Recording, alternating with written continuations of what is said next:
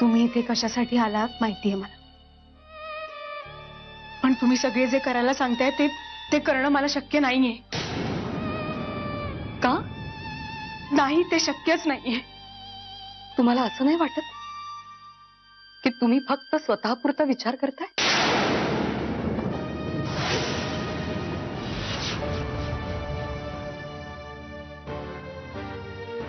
मला माफ करा मंजुषा वहिनी,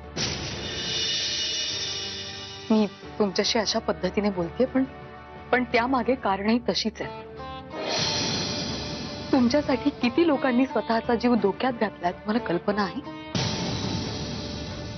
मी स्वतः, माझे मिस्टर, विहंग भाऊजी, माझं अख्खं कुटुंब, आणि आता या अनोळखी अनघाताई सुद्धा. आमचा विचार करणं तुम्हाला महत्वाचं नाही वाटत का मंजुषा बहिणी? बाकी कुणाचा नाही, पण प्लीज या लहानग्या मुलीचा तरी विचार करा.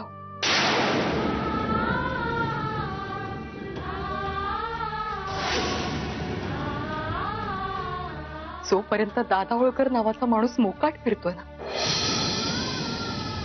तोपर्यंत तो या ना त्या कारणाने प्रत्येकाच्या आयुष्यात येत राहणार. आत्ताचीच गोष्ट आहे, प्रियाला सोडवण्यासाठी म्हणून हे तुमच्या घरी गेले होते, पण केवळ तिथे जाणं सुद्धा यांच्या जीवावर बेतलंय मंजुषाबाई. पुण्याई तरी किती वेळा कामी येणार? देव न करो असं काही हो, पण चुकून जरी काही बरं वाईट झालं ना मंजुषाबाई, तर माझ्या कपाळावरचं कुंकू आणि या लहानग्या बाळाच्या डोक्यावरचं छत्र हिरावून घेतलं जाईल.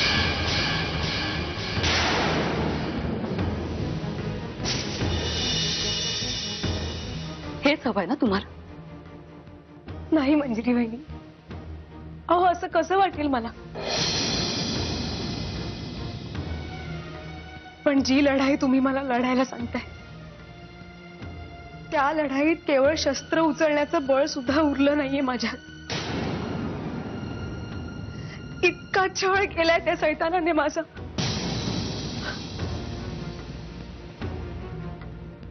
एक सांगू का मंजुषा वहिनी, आपला आनंद हिरावून घेणाऱ्या काळ्या सावल्या आपल्या आजूबाजूला नेहमी असतात, आणि जेव्हा त्या आपल्या आजूबाजूला असतात ना, तेव्हा आसपासचा अंधार आणखी गडद वाटायला लागतो. असं वाटतं याच्या पुढे आपलं आयुष्यच नाही. पण एक पणतीची ज्योत सुद्धा हा सगळा अंधकार दूर करू शकते.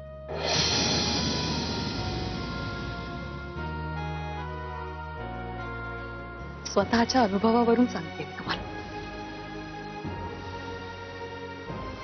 माझ्या आयुष्यात अनेक संकट आली आहेत, येत आहेत, पण या लहानशा मुलीकडे बघितलं ना की माझी सगळी भीती दूर पळून जाते, आणि मग बळ मिळतं मला लढण्यासाठी, जगण्यासाठी.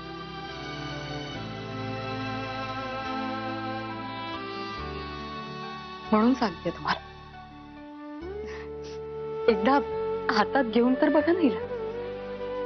हं, घ्या सावकाश.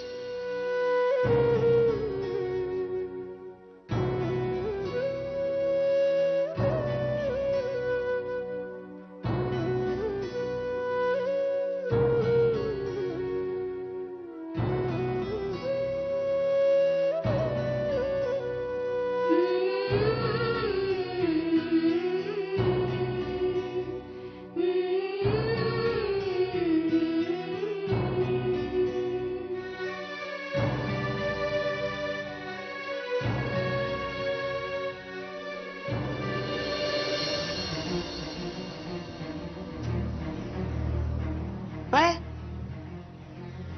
निघालास कुठे तू? बाहेर जाताना कुठे निघालायस असं विचारून एवढी साधी गोष्ट माहित नाही का तुला? मग नवऱ्यानी बाहेर जाताना आपल्या बायकोला तो कुठे चाललाय हे सांगून जावं ही सोपी गोष्ट तुला माहिती नाही का? ए नेत्रा, जाऊ दे ना, सोड. हे बघ, मला वाद घालायचा नाही. Same here. मी सुद्धा अजिबात वाद घालायच्या मूड मध्ये नाहीये, त्यामुळे मला सांग फक्त कुठे चाललाय ते. हा, हे बघ, मंजिरी वहिनी अजून घरी आल्या नाहीत. मी त्यांना शोधायला चाललोय. अच्छा अच्छा अच्छा. म्हणजे आता केटरिंगचा बिझनेस बंद करून डिटेक्टिव्ह एजन्सी चालू करणार आहेस का तू? चालेल, ग्रेट आयडिया आहे. मी बाहेरचं सत्यशीला केटरर्सचा बोर्ड काढून टाकते आणि तिथे गौरांग डिटेक्टिव्ह एजन्सी, आमच्या इथे हरवलेली माणसं शोधून मिळतील असा बोर्ड लावते. चालेल ना? नेत्रा, तू काही काही वेळेला अति बोलते असं वाटत नाही का तुला? हा, काही काही वेळेला नाही गौरांग, मी कायमच अति बोलते. वा, चांगलं आत्मपरीक्षण. Keep it up. थँक्यू. पण मला अति का बोलावं लागतं हे मुधोळकरांच्या घरातल्या अतिविचारी माणसांना कळतच नाही ना, हे दुःख आहे माझं. नेत्रा, नेत्रा काय नेत्रा? ओरडून कुणाला दाखवतोयस? तुला तसं वाटतं ना की तुझ्या घरातली माणसं खूप विचार करून वागतात, निर्णय घेतात. मग तुझ्या लाडक्या मंजिरी वहिनींच्या या वागण्याला काय म्हणशील आता? असं तान्हं बाळ घेऊन घरात कुणालाही न सांगता निघून जातात का घरातनं? बरं, कुणी विचारलं तर त्याला मी जाऊन येते एवढंच उत्तर दिलं त्याने. का तर विचारणारा माणूस उद्धट आहे म्हणून. एकदा आणि खात्री करून घे, खरंच हरवल्यात का मंजिरी वहिनी त्याची? नाही तर गेले असतील वडिलांकडे शिळप्याच्या गप्पा मारायला आणि आपण आपले शोधतोय त्यांना गावभर. त्यांना फोन करून विचार तिथे आले आहेत का ते. केला होता तिथेही फोन मी केला होता. वहिनी तिथेही गेल्या नाहीयेत. आता पृथ्वीराज काका पण टेन्शन मध्ये आहेत. अरे बापरे, त्यांना टेन्शन आलंय म्हणजे खरं तर आपणच टेन्शन घ्यायला पाहिजे गौरा. कारण आता ते इथे येणार, मग आपले दादा अँग्री यंग मॅन सारखे त्यांच्या बरोबर परत भांडणार, घरात परत एकदा खडाजंगी मुकाम. ए, तुला जर एवढा त्रास होत असेल ना तर खड्ड्यात जा. हा, माझ्या डोक्याची कटकट तरी जाईल एकदाची. तुझी ही इच्छा पूर्ण करून घेण्यासाठी ना खूप नवस बोलावे लागतील तुला देवाकडे. कारण तुझ्या बायकोचं डोकं अजून तरी ठिकाणावर आहे. मुधोळकरांच्या घरातल्या इतर लोकांसारखं गुडघ्यात नाहीये. तुझ्याशी बोलणं आहे ना मूर्खपणा आहे. हो का? आणि मी शतमूर्ख जे तुझ्याशी लग्न केलं. जा मग जा, गा उंडारात फिर. मुधोळकरांच्या घरातली माणसं नॉर्मल कधी वागणार आहेत ना तेच कळत नाही मला. सायको सारखे वागतात सगळे. बिनडोक. मग तू का अशी वागतेस? खड्ड्यात जा. मंजिरी,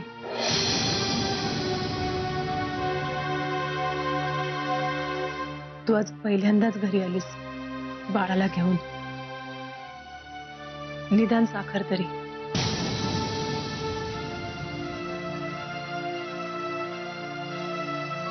अगं डाव्या हातात घेतलीस तरी चालेल.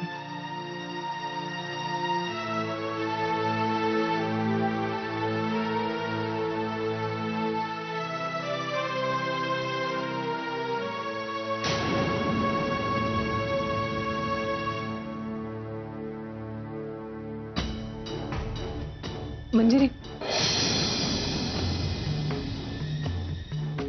बोलायचं होतं जरा तुझ्याशी. मी आणि सत्यजितनं खूप चांगले मित्र आहोत. फक्त मित्र. निघते मी, मला जरा उशीर होतोय.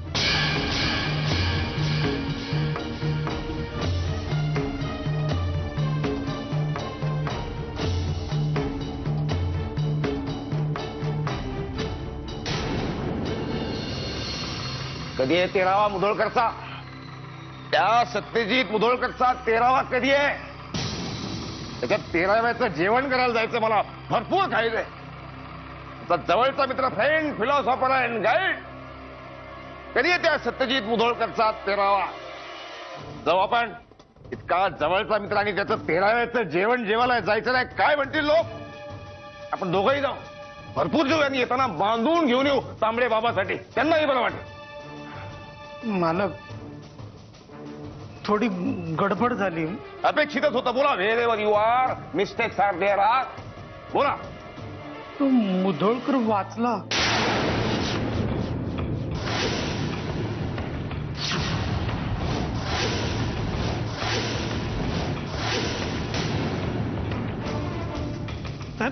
तुम्ही सांगितलं तसंच केलं. भर पावसात त्याला रस्त्यावर टाकला. पण काय झालं कसं कळेना. त्याची बायको तिथं आली आणि तिनं त्याला वाचवलं साहेब. वाचला मुधोळकर? मुधोळकर वाचला? ते आमच्या लक्षात एक गोष्ट यायला लागलेली आहे. माझं चिंतन कमी पडतंय. तिथं आहेच, पण तुम्हाला पनिशमेंटची नितांत आवश्यकता आहे. My dear PA, I am excuse me, but you need grand punishment. पण ती पनिशमेंट आम्ही नाही देणार तुम्हाला, आमच्या नवनिर्वाचित मिसेस देते.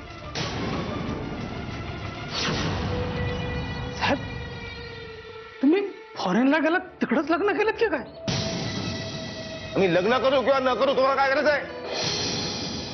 तुम्हाला काय फरक पडतो त्याचा? आम्ही यांना मिसेस म्हणू, सोलमेट म्हणू, प्रिया म्हणू, मोतीवाले बाई म्हणू, मिसेस म्हणू. आम्ही आधीच्या मिसेस सोबत सुद्धा कुठं लग्न केलं होतं आम्ही, पण तरी पण आम्ही त्यांना मिसेस म्हणायचो की नाही? माय डिअर मिसेस, अशीच आम्ही त्यांना हाक मारायचो. हे रूढी परंपराची फुटकळ बंधनं आमच्यासाठी नसतात, ती सामान्य माणसासाठी असतात. आलं लक्षात? Now punishment time will begin. तुम्हाला तांबडे बाबाचं चिंतन गीत येतं? तुम्हाला तांबडे बाबाचं चिंतन गीत येतं? तुम्ही ते मनोभावे म्हणायचं आणि यू डिअर संके त्याच्यावर दीड पायावर नृत्य करायचं. तुम्हाला मजा आली पाहिजे, पण आम्हाला काळी मात्र आनंद मिळता कामा नये. Clear? 1 2 3 start.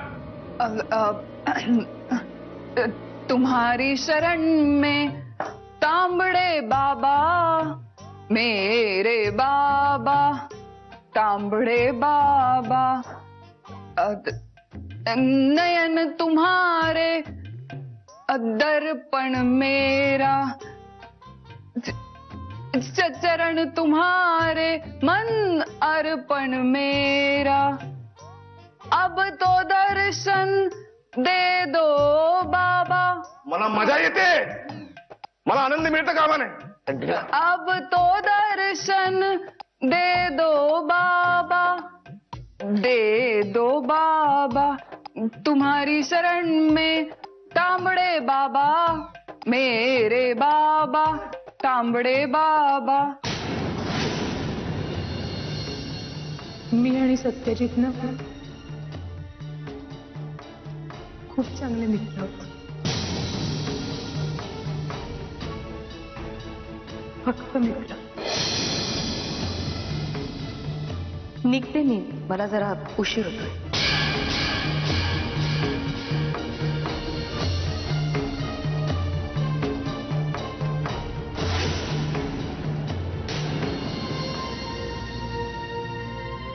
अनघाताई,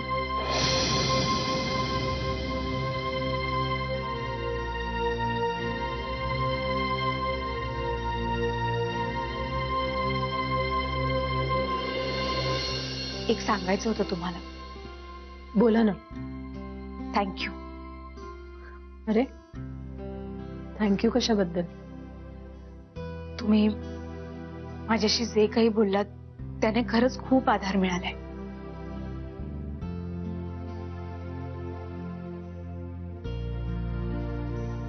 it's my pleasure. Manjiri वहिनी सुद्धा त्याच विषयावर बोलायला आल्या होत्या, जो विषय काल सत्यजित दादांनी काढला.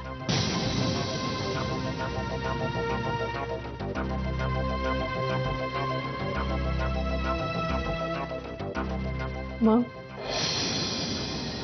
काय निर्णय घेतला तुम्ही? तोच सांगायला आले तुम्हाला.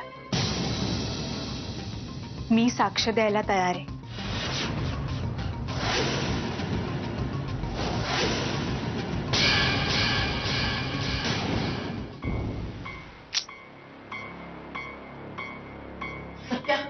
अरे मंजिरीला फोन तरी लाव, किती वेळ झाला. तर तेच करतोय मी आई. लावत राहा ना सारखा. घे, कट करते ती फोन माझा. ही बाई ना सुखानं जगू नाही देणार मला. मी मरेन ना तेव्हा चैन पाडेल तिला. अगं मंजिरी कुठे गेली होतीस? मी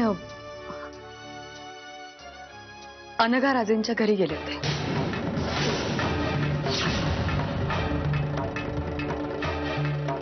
मंजुषा वहिनींना भेटायला.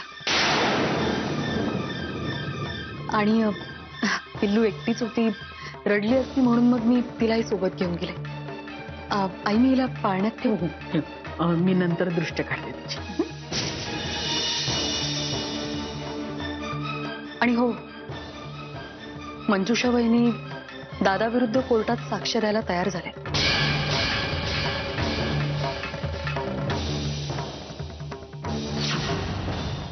भाज्यांचे भाव तेव्हा काय होते, आता काय आहेत?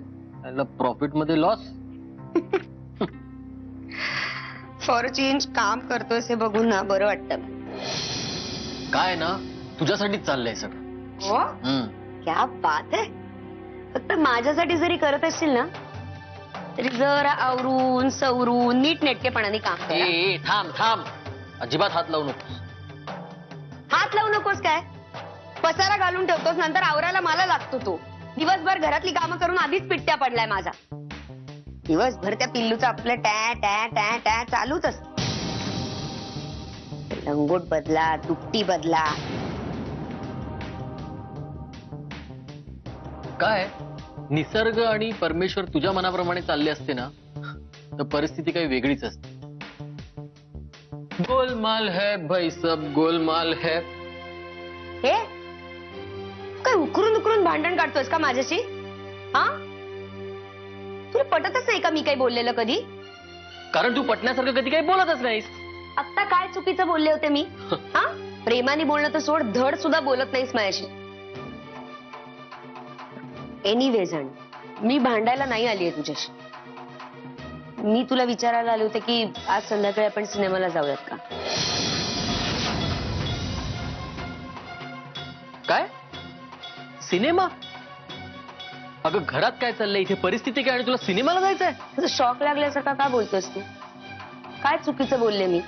आणि तसंही तुला असं वाटतच ना की मला घराबद्दल, घरातल्या माणसांबद्दल काहीही वाटत नाही. तसं तर तसं. मग माझ्यासारखी निरुपयोगी बाई घरात बसली काय आणि बाहेर गेली काय फरक पडतो? And for your kindest information, या घरात मी एकटी नाहीये स्वतःचा विरंगुळा शोधणार. बाकी सगळे सुद्धा स्वतःचा टाइमपास शोधतच असतात. तर सत्यजित दादांचंच बघ ना. का रे रात्री अपरात्री उठून जात असतील ते अनघा राजेंकडे? नेत्रा, ओरडू नकोस माझ्यावर. जे खरं आहे ते खरं आहे. कितीही झाकलं तरी लपणार नाहीये ना ते. तुला यायचं नाही ना सिनेमाला, येऊ नकोस. उगाच घरातली कारणं देऊ नकोस मला, कळलं ना? आणि त्या प्रियाचं काय घेऊन बसलायस तू? जिथे जाईल तिथे सुखात राहील. तुला काय माहितीये ग प्रियाबद्दल? हा, त्या होळकर बरोबर ती सुखात असेल? हा, अशी कितीची ओळखतेस तू प्रियाला? नाही, आणि तुला प्रियाबद्दल नक्की काय माहितीये आज मलाही कळू दे. काय माहितीये तुला नेत्रा? आम्हालाही कळू दे.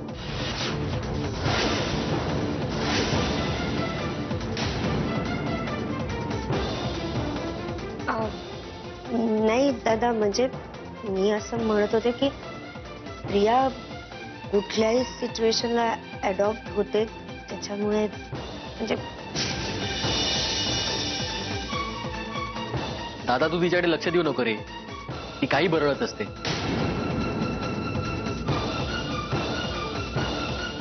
तू सांग ना, काही काम होतं? गौरांग, आज तू घरीच आहेस ना? माझी एक मीटिंग होती पण ती होऊ शकते कॅन्सल. का रे? नाही, मग घरीच थांब, कारण मला जरा अनघाकडे जायचं. का? नाही म्हणजे काही काम होतं का? मंजुषाताईंशी बोलायचंय. त्या फायनली दादा विरुद्ध कोर्टात साक्ष द्यायला तयार झाल्या. मला त्यांना ताबडतोब जाऊन भेटलं पाहिजे, तेव्हा तू प्लीज घरीच थांब. हो, अरे तू जा बिंदास, मी आहे घरात. हो, आणि मी पण आहे. आम्ही दोघंही आहोत.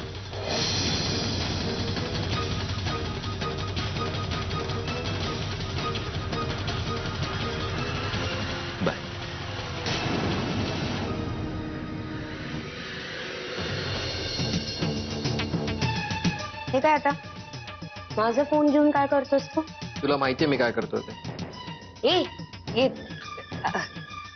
गौरांग, माझा दादा ओळखशी आता काही संबंध नाहीये. मी त्याला फोन बिन नाही करणार. हा, तो माणूस मलाच डोईजड व्हायला लागलाय आता. मी नाहीये त्याच्या कॉन्टॅक्ट मध्ये खरंच.